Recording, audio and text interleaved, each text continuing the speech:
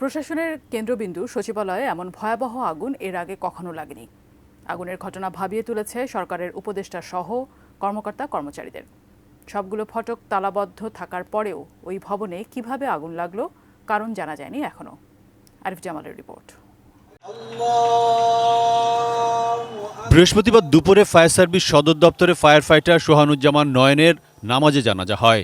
এতে স্বরাষ্ট্র উপদেষ্টা অবসরপ্রাপ্ত লেফটেন্যান্ট জেনারেল জাহাঙ্গীর আলম চৌধুরীও অংশ নেন।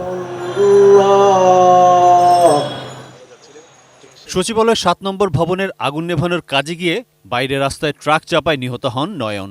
কেন রাস্তায় পুরোপুরি সেফটি করা হলো না? কেন রাস্তা ব্লক করে তাকে সেফটি দেওয়া হলো না? এর পরবর্তীতে এই ধরনের নিরাপত্তার যেন ঘাটতি না থাকে। আমি বলবো যে এটা ব্যর্থতাই, যেহেতু ট্রাক ওখানে চলাচল করাটা উচিত ছিল না, বাট আমরা ট্রাক চালককে ধরে ফেলছি।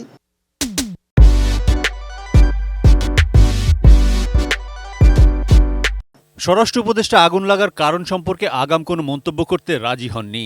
বিগত সরকারের ষড়যন্ত্রের যে অভিযোগ করছেন অনেকে সে ব্যাপারেও মন্তব্য করেননি। তিনি বলেন, মন্ত্রিপরিষদ বিভাগ থেকে গঠিত উচ্চ পর্যায়ের তদন্ত কমিটির রিপোর্ট এবং বিশেষজ্ঞদের মতামতের পর আগুন লাগার কারণ সম্পর্কে নিশ্চিত হওয়া যাবে। যেহেতু আমরা এখান থেকে ক্যাবিনেট ডিভিশনের ইনভেস্টিগেশন টিম করে দিছে, ইনভেস্টিগেশনের পরে আমরা এটা আপনার বলতে পারবো। যদিও স্বরাষ্ট্র উপদেষ্টা জানান, বুধবার মধ্যরাতে যখন ওই ভবনে আগুন লাগে তখন সেখানে কেউ ছিল না। ভবনের সবগুলো গেটও বন্ধ ছিল। ওই সময় তো ওই বিল্ডিংয়ে তো কেউ ছিল না। আপনারা জানেন ওইটা তো 3টা ফটক, 3টা ফটকই কিন্তু তালা দেওয়া ছিল।